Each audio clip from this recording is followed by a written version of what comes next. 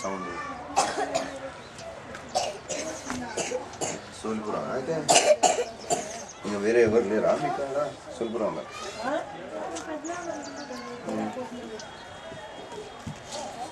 భూమి పెళ్ళి ఉంది మరి ఎవరు చేస్తుంటారు చేస్తారా? తోనే ఉంది భూమి. నేను ఆయన ఉన్నప్పుడు భూమి వ్యవసాయం చేశారా? చేస్తున్నా ఎట్లుంది భూమి ఎన్ని ఎకరాలు?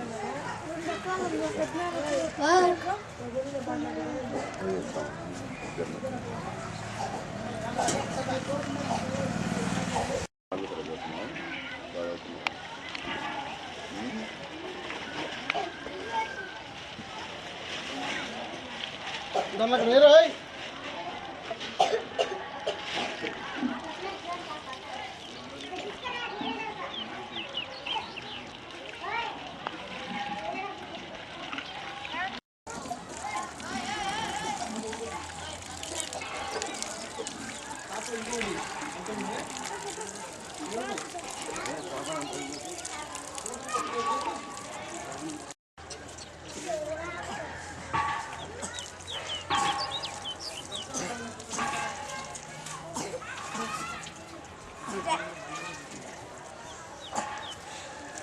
ప్రకాష్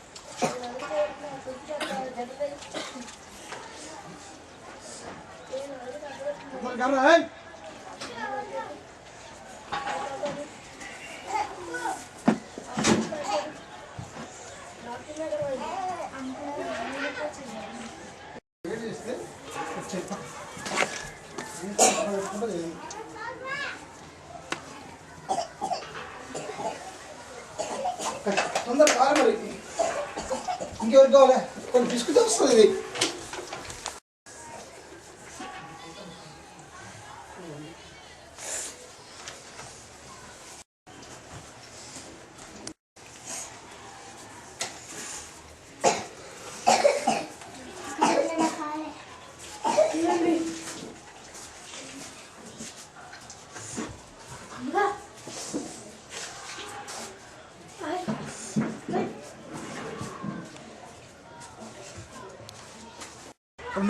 ఆగస్టు 14 రోజు మేము ఈ చేయుత ఆశ్రమాన్ని నిర్మాణం చేయడం జరిగింది.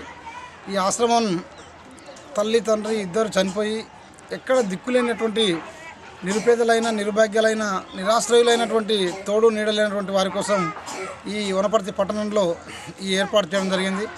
ఈ ఆశ్రమం 5 మంది విద్యార్థులతో ఆ రోజు ప్రారంభించాం. ఈరోజు 20 మంది విద్యార్థులకు ఇక్కడ ఉచితంగా భోజనం విద్య మరియు అన్ని రకాల సౌకర్యాలు ఏర్పాటు చేస్తున్నాం. ఈ యొక్క జిల్లా పరిస్థితి ఏమాత్రం అంటే తల్లి తండ్రి చనిపోయి పూర్తిగా నిరాధారణకు గురైనటువంటి విద్యార్థులను తీసుకొచ్చి వారికి చేయూతనిచ్చి ప్రభుత్వ సహకారం గురించి ఎలాంటి ఆలోచన లేకుండా కేవలం మానవతా హృదయం ఉన్నటువంటి వ్యక్తులను మంచి వ్యక్తులను కలిసి వారి దగ్గర నుంచి ఎంత వీలైతే అంత వస్తు రూపాన మరియు డబ్బు రూపాన వారి నుండి సహకారం తీసుకొని ఈ ఆశ్రమాన్ని నడుపుతున్నాం. రకరకాల వ్యక్తుల నుంచి రకరకాల సహకారం ఎవరి నుంచి ఏ రకంగా వీలైతే ఆ రకంగా సహకారం తీసుకుంటూ ఆశ్రమాన్ని ముందుకు తీసుకుపోతున్నాం. చిన్న పిల్లలను 15 రోజుల పిల్లలను కూడా మేము తీసుకొని వారిని ఎంతో ప్రేమగా ఎంతో శ్రమపడి వారిని పెంచడం జరుగుతుంది. ఇక్కడ అమ్మ లేనటువంటి పిల్లలకు ఈ ఆశ్రమం ఒక అమ్మ ఒడిలా వారికి సేద తీరుస్తుంది. ఎలాంటి ఇబ్బందులు లేకుండా వారికి వైద్య సౌకర్యాల కోసం డాక్టర్ చల్మారెడ్డి గారు, విశ్వేశ్వరరెడ్డి గారు మరియు ప్రమోద్ కుమార్ గారు మాకు వైద్య సేవలు అందిస్తున్నారు. సరస్వతి శిశు మందిర్ వారు వీరికి ఉచిత విద్యని చెప్తున్నారు. మరియు వనపర్తి పట్టణంలో కళాకారులు వచ్చి పిల్లలకు చిన్న చిన్న పాటలు, తర్వాత సాహిత్యం అట్లాంటివి కూడా నేర్పడం జరుగుతుంది. ఏ రంగంలో నిష్ఠితులు ఉన్నటువంటి వ్యక్తులను తీసుకొచ్చి ఆ రంగం గురించి పిల్లలకు కొత్త కొత్త విషయాలు తెలియజేస్తూ రకరకాలుగా ఈ ఆశ్రమాన్ని అభివృద్ధి చేసేందుకు అందరి సహకారం తీసుకొని ముందుకు సాగుతున్నాం. ఈ ఆశ్రమానికి కొంత ప్రతి నెల ఇచ్చే విరాళాలు ఇచ్చే దాతలు కూడా ఉన్నారు. వారు ప్రతి నెల మోహన్ రెడ్డి గారు నెలకు 1000 రూపాయలు ఇస్తారు. వారు లెక్చరర్ జువాలజీ, వారి సొంత గ్రామం కౌగుంట్ల. అలాగే పద్మావతి మేడం వారు కూడా రిటైర్డ్ లెక్చరర్, మహబూబ్నగర్, 250 రూపాయలు ఇస్తుంది. అలాగే నారాయణ అని బుడగదంగాల ఆయన కూడా నెలకు 1000 రూపాయలు ఇస్తాడు. అట్లే ఒక అడ్వకేట్ వెంకటస్వామి గౌడ్ 100 రూపాయలు. తర్వాత వెంకటరంగారెడ్డి గారు వారికి బోరు మండి ఉంటుంది, వారి నెలకు 100 రూపాయలు. ఈ రకంగా 2250 రూపాయలు మాకు ప్రతి నెల విరాళం వస్తుంది.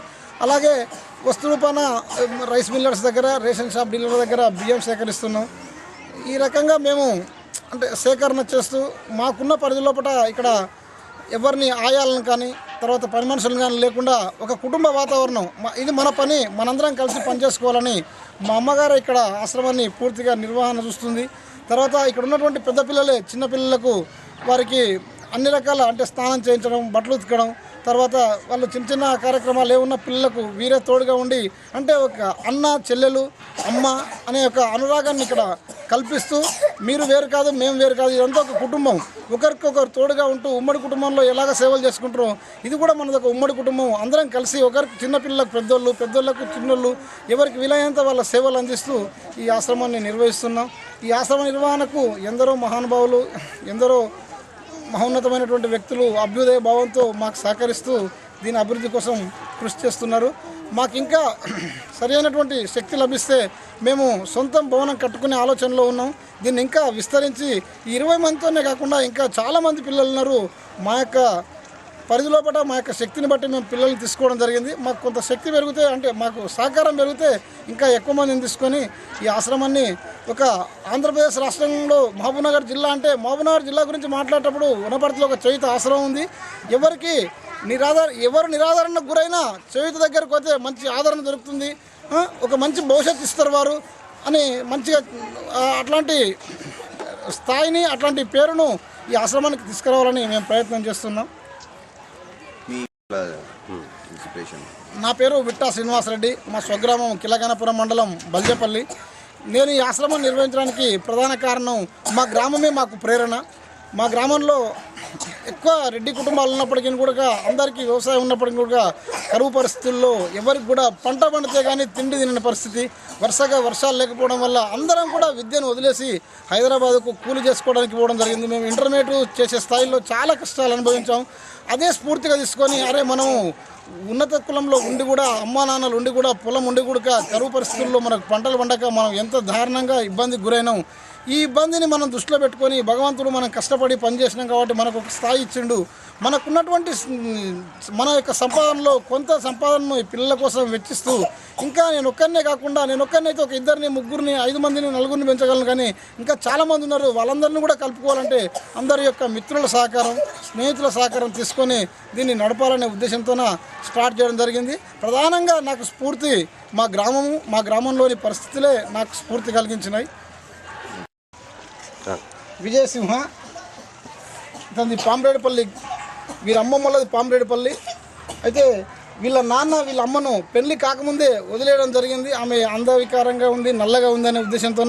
తర్వాత వీళ్ళ మేనమామ గారు కానీ వీళ్ళు ఎవరు పట్టించుకోకపోవడం వల్ల ఆమె అక్కడ ఇక్కడ తిరుగుకుంటూ ఎవరు ఇంత పెడితే అంత తిని చివరికి ఈ బాబు పుట్టిన ఒక 6 నెలలకు చనిపోవడం జరిగింది.